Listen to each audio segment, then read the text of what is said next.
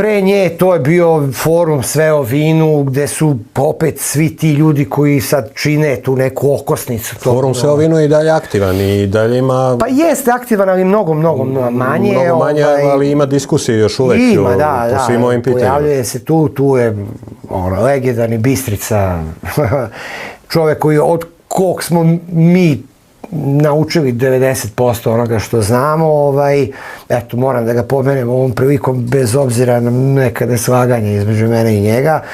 Znači, sve je krenuo, to je bila neka prva internet priča, pa se onda pojavila jedna, pa druga, pa evo sad treća grupa i to je dobro. Znači, za rakiju je to definitivno dobro, nek se širi priča, neka ima što više grupa, nije mogu one da budu i različite, da kažem, više ili manje okrenute ovome, onome, tradicionalno, nije ni bitno, znači bitno je da živi rakijski